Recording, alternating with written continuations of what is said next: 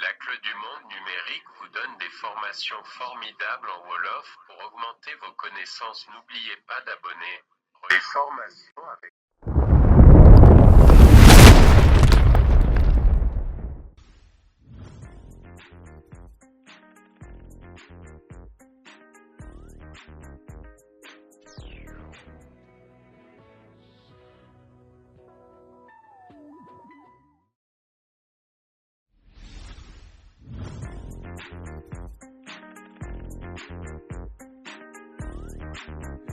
Bonjour tout le monde asalaamaaleykum wa rahmatullah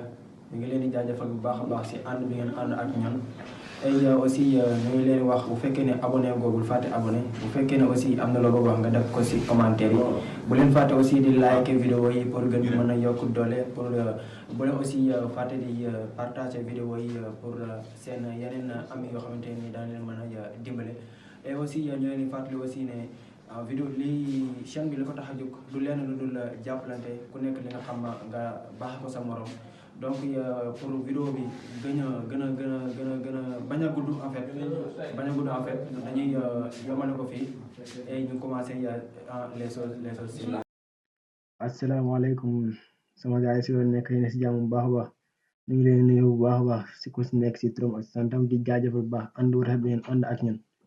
di leen fàttali bu fekkee ne abonné ko bul fàtte abonné et bul fàtte aussi di like vidéo yi mooy like vidéo yi et aussi di partager ak seen yeneen am yoo xam ne dañ leen jariñ quoi donc tey dañuy ñëw ak Adobe Photoshop ñu defar benn affiche bu nice ak Adobe Photoshop donc pour ce faire dañuy créer benn document en format A4 dañuy def créer yi dañ si passé du temps ndax dépassé nañ ko bu yàgg waaw yéen ay naan di ngeen après ñëw fii impression comme d'habitude rek ñu jël A4 directement mu gaaw ay couleur bi mën nañ ko bàyyi blanc en attendant ñu xool ok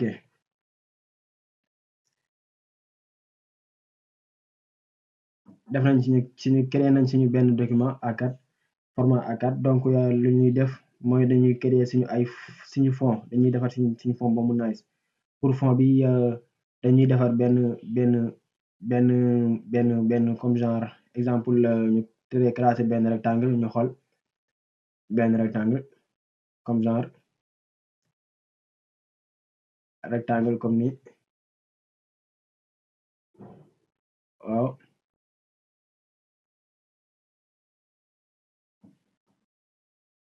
benn rectangle comme ni ñu diminuer côté bi ñu wàññi ñu indi ko fi on va essayer maintenant ñu jàpp fii ñu def V pour prendre resélection V directement mën nañu ko déformer mais avant tout ñu changer suñu couleur bu pare ñu changer suñu couleur ñu def ko exemple ñu def ko bleu comme jaune bleu bu univers graphique ñu def ko bleu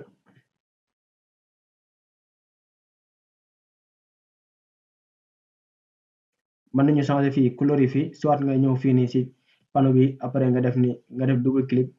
clic si tableau bi mu ñëw mën nañu xool bleu bu gën a légère comme genre ñu daal di def ok vous voyez après fii mën nañu ñëw ñu def contrôle boo defee contrôle mën nga xëcc point bi kese moom mooy ñëw vous voyez boo defee contrôle moom kese moom mooy ñëw vous voyez yéen a ngi gis mooy cool d'accord yaa ngi gis defal contrôle am nga forme bi léegi mën nañu def double clic ci kaw forme bi pour mu valider wala nga def valider fii yaa ngi gis double clic mu valider wala nga def fële ne la valider après mën nañu dupliquer forme bi ñu xool contrôle C contrôle V dupliquer nañ calque bi wala ñu def alt clic boo defee alt nga def clic di nga gis ne am na benn kii bu dupliquer boo xëccee day dem d'accord donc dupliquer wul ok ñu def kon contrôle C encore contrôle V on va venir sur les calques pour voir ba léegi dupliquer wul donc fu ñu mujj mën a yow moom mooy alt contrôle Z pour revenir en arrière kon ça veut dire ñu def alt clic et ñu dupliquer ko ça veut dire yow dupliquer ko tey d'accord après fii mën nañoo def ñëw fii nii édition transformation édition comment dirais-je transformation très bien après ñu def ko 180 degré pour voir, vous voyez 180 degré. Kon ça veut dire lii doon nañ ko kii bu yàgg. Yow doublé ko woon na quoi. Contrôle Z nañ dindi bu mujj bi, nañu dindi bii mooy baax bi moo ñu def sànq.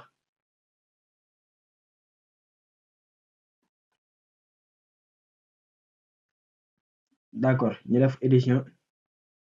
transformation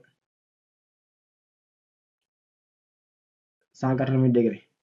Vous voyez après am nañ genre bi, vous voyez am nañ bii pour l'autre côté. Yéen a ngi gis am nañ bii pour l'autre côté, mën nañu ko xëcc tuuti mu sës, après nga valider et bii ñu def double clic ci kaw forme bi, ñu changer couleur bi, ñu def ko jaune.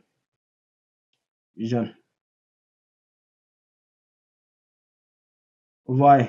donc am nañu suñu lii en attendant, donc ñaari forme yi mën nañ ko relier, ñu def contrôle, ñu xëcc forme bi tuuti mu sës ak forme bi et la même chose ici, ñu xëcc bi mu sës ak bi. Vous voyez am nañu suñu benn plan bu nice nii comme nii, mais dañuy teg benn fond ci kaw, benn fond blanc ci kaw. Donc dañuy jëlaat outil rectangle, ñu tracer benn rectangle, mën nañu changer couleur bi def ko blanc avant ñuy commencer, blanc comme ça et ñu ñëw ñu tracer benn rectangle comme ça bu blanc. Vous voyez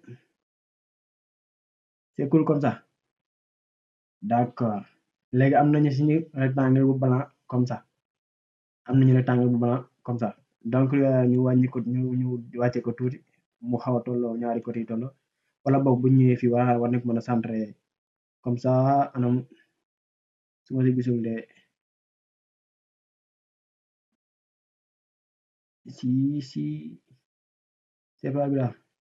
après nañu xool autre fois. D'accord, donc am nañu suñu ñaari forme suñu plan de travail comme ça, donc dañuy créer benn forme comme ci ak beneen forme fii nii. Après léegi dañuy def benn forme comme genre, benn forme boo xamante ne nii dafay commencer fii tak nga cliquer fii ak outil plume, nga cliquer fii benn forme, après ñu ñëw ba fii exemple fii c'est bon ici, ñu def clic fii, après ñu ñëw ba fii c'est bon comme ça, ñu def clic, après ñu cliquer mais da ngay téye nga xëcc comme ça mu am benn forme comme genre bi. Vous voyez après nga ñëw ba fii nga bàyyi nga ñëw fii nga def alt ba mu indi moyen bi, alt ba mu teg ko fii ba mu indi kii bi mooy supérieur bi mooy signe bu noonu, nga def clic, après nga gis dagg na ko, après léegi nga ñëw fii nga relier sa point. Vous voyez am nga benn forme mais fond blanc, nga di changer fond bi nga def ko couleur bu la neex. Vous voyez après mën nañu déplacer bi tuuti ak contrôle point bi mu daal di relier wu, après ñu def valider. Vous voyez am nañ benn forme fii mais suñu forme bii nii xaw na ñaaw de, ñu def contrôle ici ñu xool pas ici contrôle Z, ñu def contrôle ici pour ñu xool pas contrôle mais d'accord buñ defee lii ba pare ñu yokk point bi, ñu yokk ko ni d'accord, buñ ko yokkee ni pare ñu def contrôle fii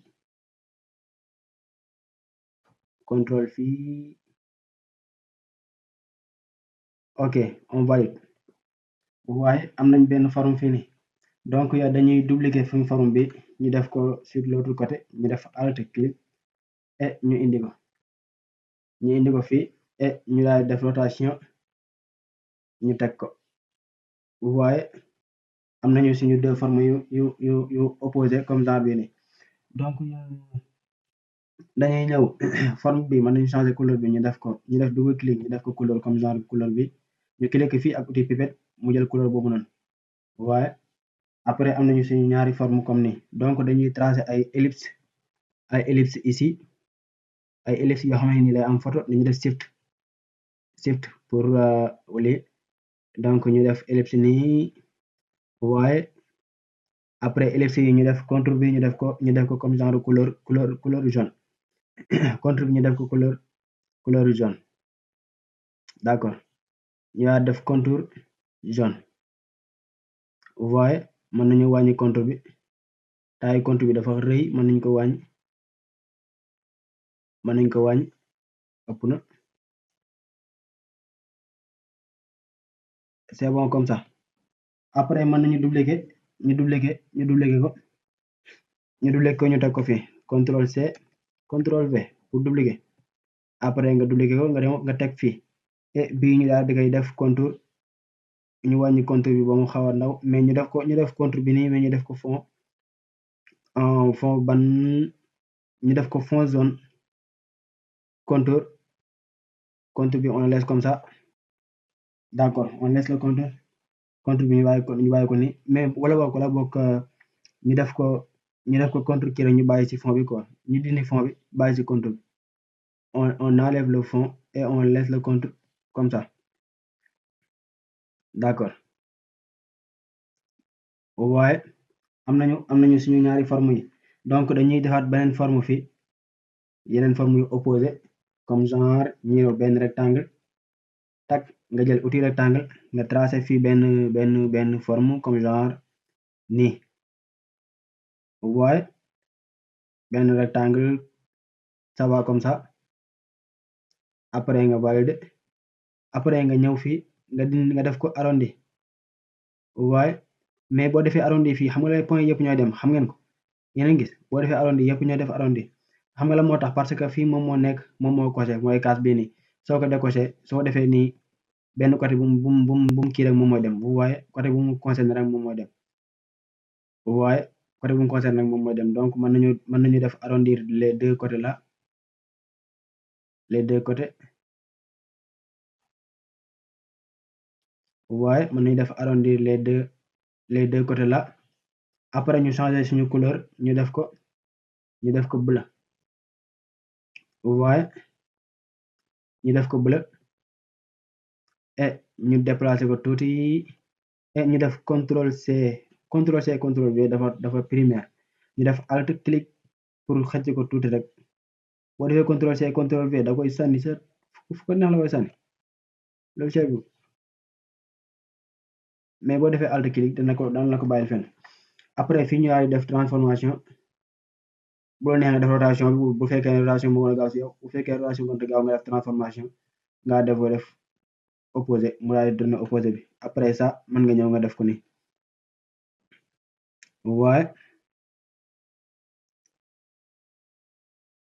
waaye mën nga utiliser kii ci côté bi pour lii ko quoi flèche pour déplacer ko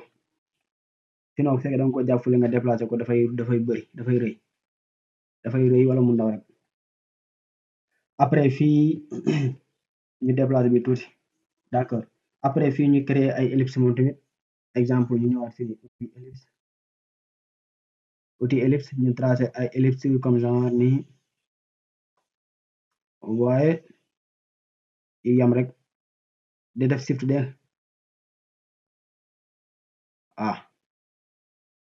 après nga koy teg fii nga déplacer ko tuuti mu ñëw nii très bien baax na noonu nga def contrôle C contrôle V bii bu ko neex na ko sànni ñu def li pare ñu valider ko pare def contrôle C contrôle V la moo tax dupliquer ko alt clic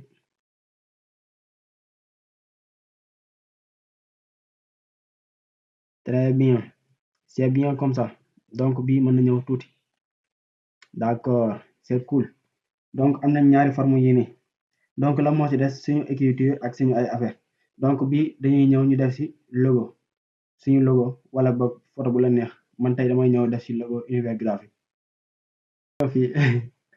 fichier importer et importer waaye mais da nga sélectionné photo bi quoi pour mu ñëw tege ci kaw fichier importer sinon boo ko defee rek day tege ci yow calcul yi yëpp te kon da ngay ñëwaat di ranger waat affaire yi noonu importer et incorporer nga def ni après là nga ñëw disque local xool logo univers graphique et tu fais importer waaye import nañ ko yaa ngi gis ma ngi ci ginnaaw logo yi ma ngi ci ginnaaw affiche yi parce que bii nii moom moo nekk ci ginnaaw moom moo féete affiche yi nii ginnaaw quoi donc bi dañuy ñëw ni ñu teg ko fi waaye bu fekkee da nga ko teg baaxul lii mën ko def ma nga def masque d'écartage pour le faire c'est simple su ma ñëwoon tey ma def nii su ma ñëwoon tey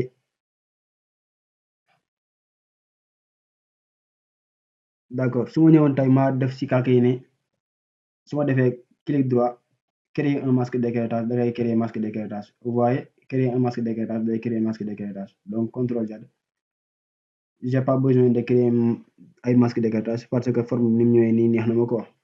ak couleur bu ànd ak jaune bi neex na ma quoi d'accord fii mën nañ see def comme que lii la mën naa see def tey comme que màggal lu njub si ma def ci photo sëñ bi ak bi photo sëriñ d'accord après bi ma ñëw kon damay ñëw Google pour ma am photo yooyu noonu damay ñëw Google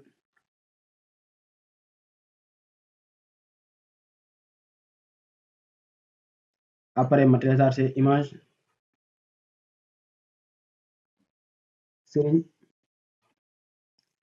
sëriñ Touba gars yi xam nañ màggal lañ nekk quoi après ici mën nañu jël benn image comme ça mën nañu jël bi après ñu def copier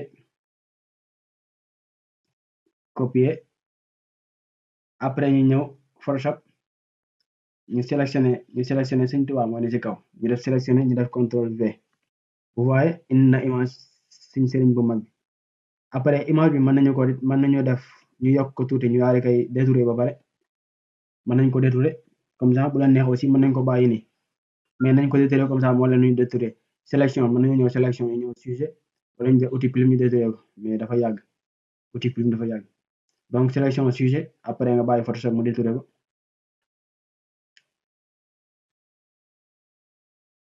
waaye détouré na ko léegi da ngay def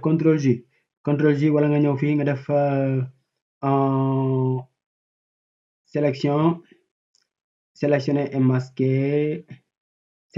masquer boo ko defee dafay dañ yaa ngi gis dafay nekkaat ay yeneen kii nga def sa ay réglage ay affaire yu baax ba mu baax ba lépp baax nga ñëw fii nga def nouveau calque yaa ngi gis nouveau calque après nga def OK waaye très bien léegi ma def shift pour bañ a yàq suñ qualité sëñ bu mag bi d'accord shift pour bañ a yàq qualité bi nga valider ko OK léegi ma ñëw teg ko fii sëñ bu mag bi ma wàññiwaat photo sëñ bu mag bi comme ça après ma ñëw fii ma teg ko ba nii ma def clic droit créer masque d'écartage d'accord la moo tax mu def noonu CTRL Z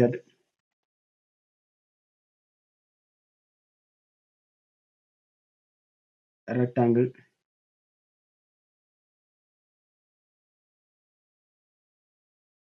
d'accord bii moo nekk nii d'accord donc dañuy ñëw nii après ma def nii ma def créer masque d'écartage pour voir c'est bien très bien léegi am nañu sëñ mag bi fii léegi dañuy dem jëli Sëriñ Muntaxa ku sell ki dañuy ñëwaat fii ñu xool Sëriñ Muntaxa yàlla na fi yàgg te wér merci Sëriñ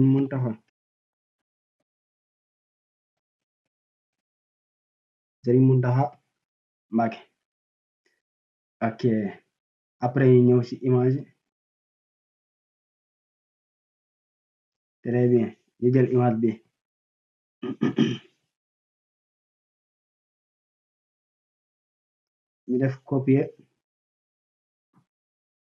ñu def copier l'image et ñu ñëw Photoshop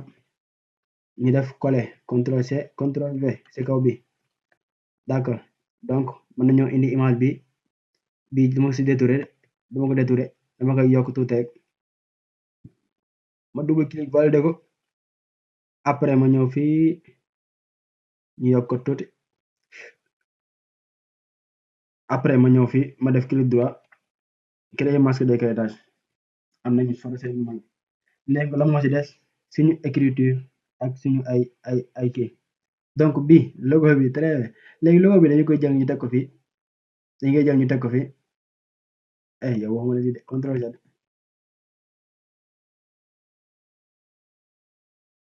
logo bi laa logo bi dañ koy jël ñu teg ko fii ñu def shift ñu wàññi logo bi comme ça après dañu comprendre la ma bëgg a def fële xam nga la ma bëgg a def fële yow intelligent nga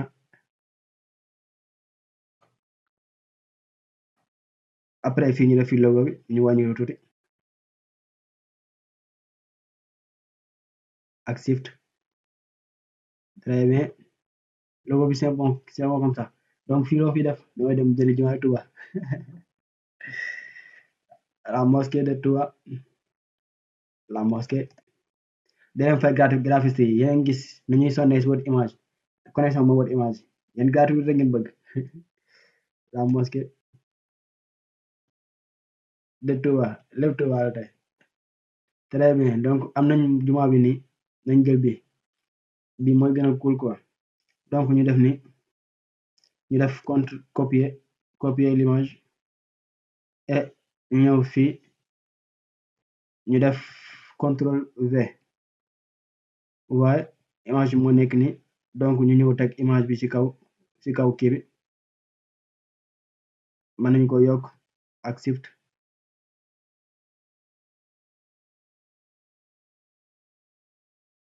après ñu daal def clic droit créer masque d'écrêtage waaye am nañ jumaa Touba donc lu ci des mooy lan écriture yi donc ñu ñëw fii ñu jël outil texte écriture daanaka outil texte moo ci des donc dañuy ñëw jël bleu ñu daal di def tag ñu commence bind mais point yi mën nañ ko yokk fii quoi le nombre de points mën nañ ko yokk fii d'accord après ñu ñëw fii ñu def lan univers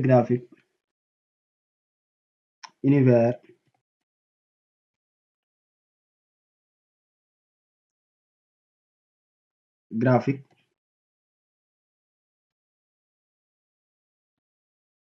univers graphique mën nañu def ni ñu décaler bi tuuti espace ñu sélectionné bi ñu def ko couleur jaune tag ok waaw après ñu valider ñu ne ko univers graphique tag ni ñu daal di souligner ko ak benn outil trait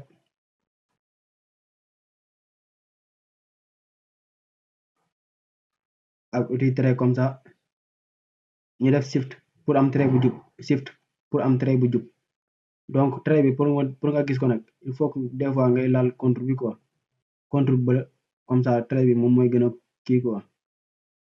mooy gën a kii fond kese day lii dafay tuuti trait bi donc contre bleu ñu wàññi ko ni ñu yokk tuuti très bien après ñu daal def ni univers graphique très bien daal di ñëw cliquer fii votre entreprise numérique ñu bind fii ni bi mën nañoo changer mën nañu li wàññi kii bi Arial la nekk bold mën nañ ko def Arial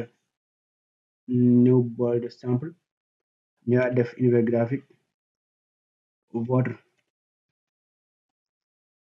entreprise numérique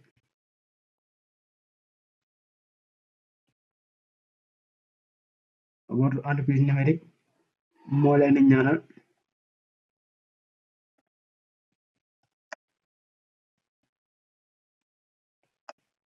màggalu jàmm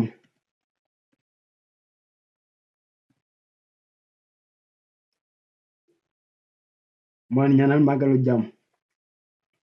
après nga def ok waaye mën nañu centrer bi mën nañoo def nii tuuti mu xaw a nekk ci digg bi nii des fois ngeen def seen texte yi pare seen texte yi sore wala seen écriture yi lii sore wala mu jege fii lu ñu ko changé dégg ngeen fii mu nekk décalage entre les lignes yaa ngi gis fii mooy mu nekk lan lii nañ ko defaat fi mu nekkoon mu ngi ne woon 25 20 la nekkoon mi ngi 25 instant yii nii nañ ko defaat 20 d'accord en plus bii nii moom moo nekk lan taille texte bi bii moo nekk lan distance entre les kii entre les caractères CTRL Z d'accord bii moo nekk distance entre les lignes yaa ngi gis bi moo nekk entre les lignes CTRL Z aussi pour mu nekkaat li mu nekkoon waaye foofu baax na ñu jàll merci après am nañu suñ lii am nañu suñu kii bu nice après fii ñu fi def lan ñu bind fii nii léegi Serigne écriture yi ñu def ko blanc wala ñu def ko jaune nañ ko def blanc moo gën lisible quoi blanc ak bleu ñoo gën a lisible ñu def fii nii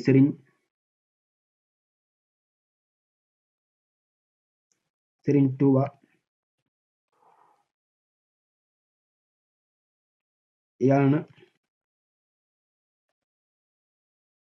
yàlla yokku leeram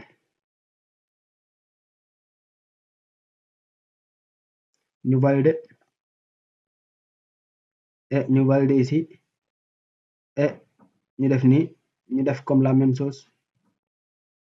même chose comme que Touba lañ jël def ko la même chose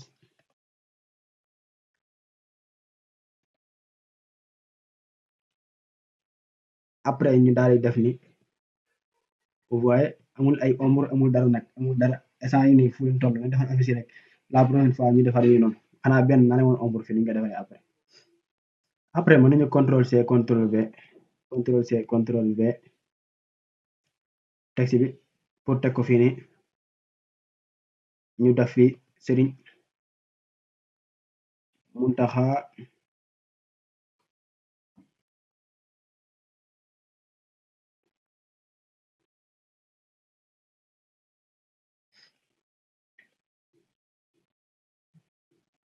Mountakha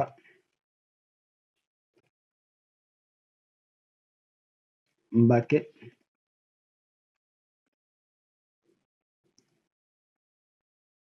yàlla na fi yàgg te wér rek baax na yàlla na fi yàgg te wér amin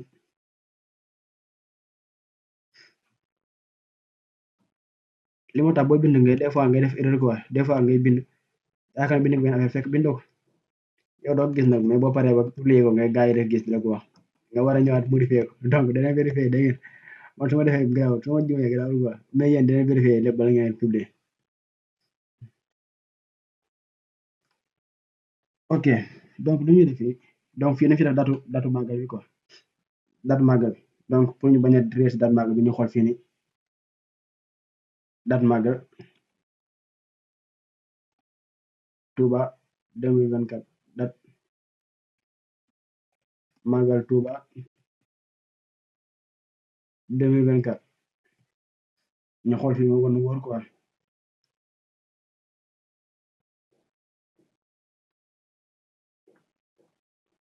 le 24 août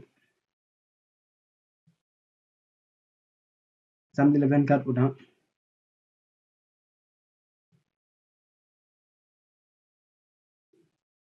yaakaar loolu la de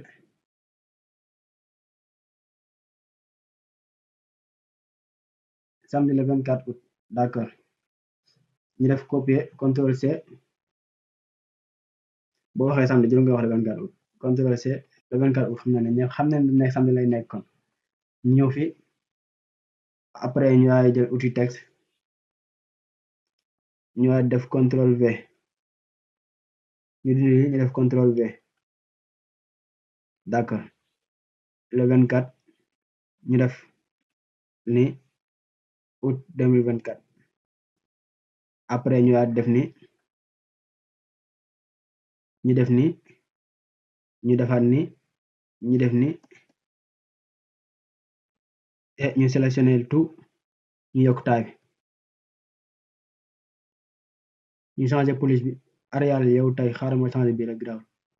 black am na yeneen police yi nga mën a jël nag dégg ngeen 24 août 2024 maagal gi tey bëri na 4 ak i 2 après fii ñu ñëw fii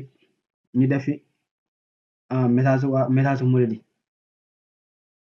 waxuñ ko ne man maa ko wax ci Mouride laa bokk waaw après ñu ñëw fii ñu bind fi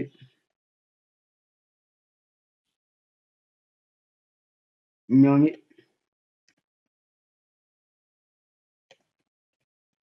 ngi invité bépp mbokk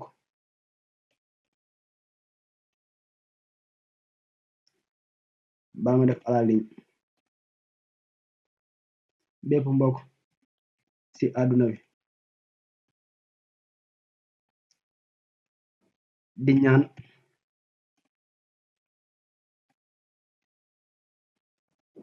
yàlla defal ñu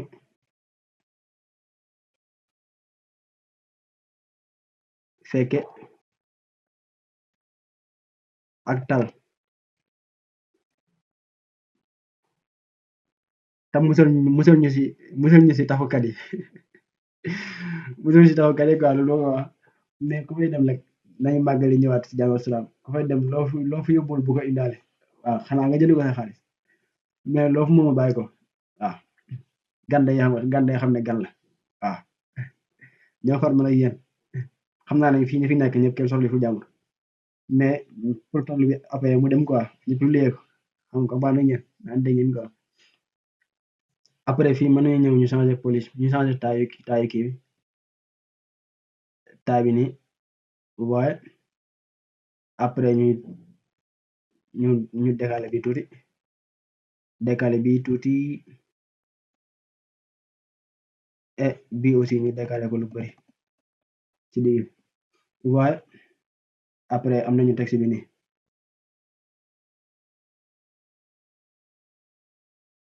waaye donc pour l'espace là on pourrait faire quelque chose comme exemple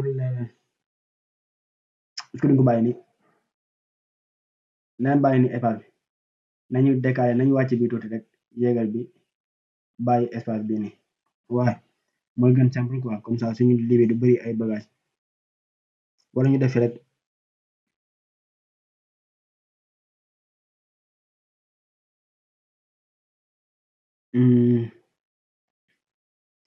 bonne fête ñu def fi màggal 2024 bu mag fi màggal 2024 très bien ñu def fi màggal 2024 màggal Touba 2024 màggal Touba 2024 bu ponkal comme ça ñu changer police bi tey ñu changer police bi moom Patois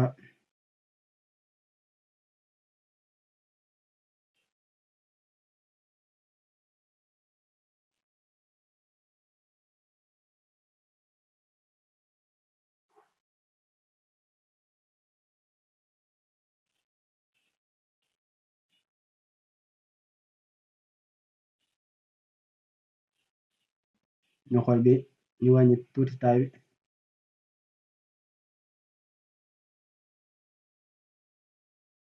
ñu def ni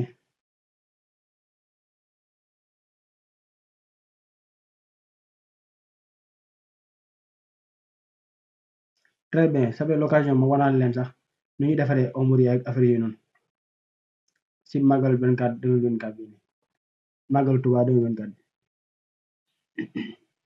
après fii mën nañu ñëw ñu li ñu décaler bi ñu kii bi tuuti encore et bi aussi ñu def ko ci suuf ni waaw après fii est-ce que amul ay bi d'accord bi am na kii quoi famille nañu xool ban famille moo gën a rafet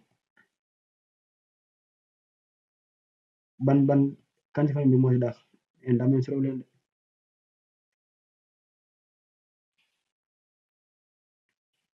bii daa ñaaw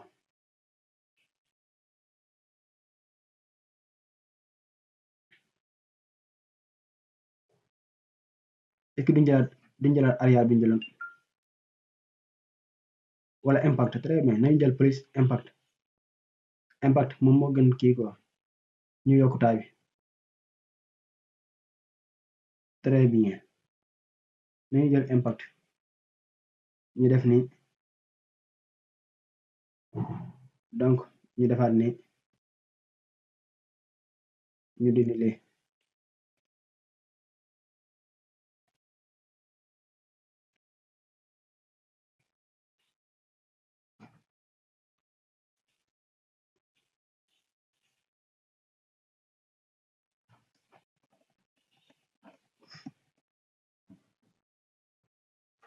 et ça mën nañ ko yokk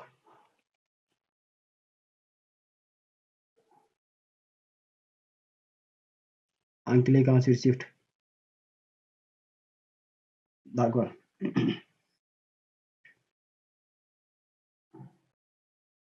et ñu def 2024 en bleu Magal Touba en jaune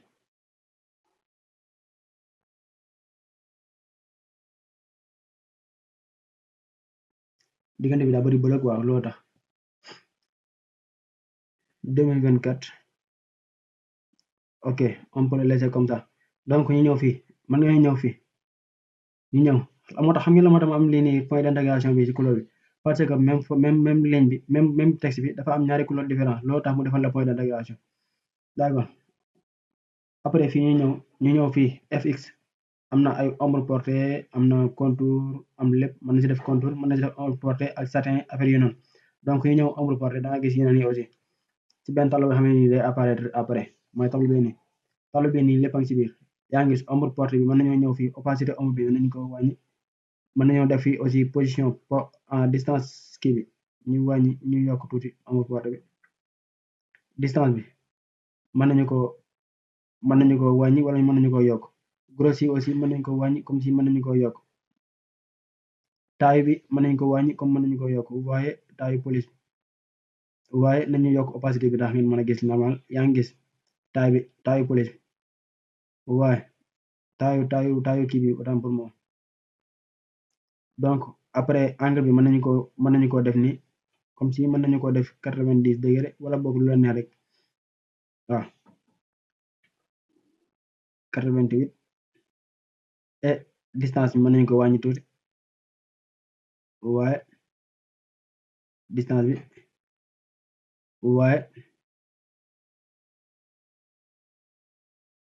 waaye après fii am na contour pour nga def contour texte bi mais bëgg mu fay def contour mais yéen pour yéen la moo tax ma koy defar contour texte bi mën nañu ko pap bi mais fii contour texte bi mën nañu ko changer comme fii yaa ngi gis bi mën nañoo def contour après ma koy dindi contour jaune exemple nii après contour bi taille bi moom moo rëy moo tax lii wu ngeen quoi yaa ngi gis taille contour bi moom moo ngande moo tax ngeen lii mais contour bi jaune la nekk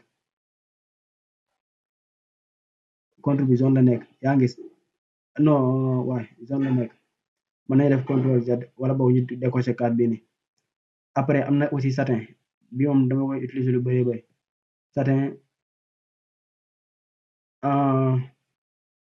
am na aussi satin fii mën nga ñëw nga defar ci ay kii comme texte moom mu mel ne ay texte yu kii quoi yu graw yu creusé wu wala affaire yooyu noonu waaw opacité satin bi mën nañu ko wàññi mën nañu ko yokk mën nañoo changer aussi couleur satin bi waaw lépp mën nañu ko changer foofu noonu am na aussi texte lueur interne comme genre lumière bu jugee ci biir la nekk am na contour texture ombre interne lueur interne am lueur yëpp dinañ ko gis après incha allah donc après nañ yam fii nii rek ñu def ok. donc li ñu leen indi lan tey ñu ngi leen di jaajëfal bu baax a baax si abonnement yi ak ànd bi ngeen ànd ak ñoom di leen wax bu fekkee ne abonné ko bu fàtte abonné bu leen fàtte aussi like vidéo yi pour que ñu yokk doole donc nañu ko enregistré format MPEG format 4 format libre JPEG waaw ndax mu imprime ko bu fekkee da nga ko imprimé da nga koy imprimé format lañ koy def format PDF donc fii mën nañu ñëw enregistrer une copie mën nañu ko def mën nañoo def aussi exporter sous enregistrer une copie moo gën gaaw bu fekkee amoo ko nga def exporter sous dan la ko indi wala boog enregistrer sous dañ la indil yéene nga xool format JPEG foog gis nga def JPEG après ñu xool fi ñu koy dugal bureau moo gën gaaw ñu def ko univers graphique et titre Magal 2024 après on fait ok mais bu leen fàtte ne suñu projet ba léegi enregistré guñ ko te c'est risqué en fait bu fekkoon dem na rek dañu perte lépp suñ ko bi day yàqu donc contrôle S pour enregistrer projet bi bureau disque ñu def ko Magal 2024 aussi Magal 2024 yaakaar naa mi ngi di si univers graphique très bien après on fait enregistrer donc ñu ngi leen jaajëfal bu baax a baax si ànd bi ngeen ànd ak ñun di leen wax màggal ak jàmm ñu ngi leen di ñaanal yéen ñëpp màggal incha allah bonne journée.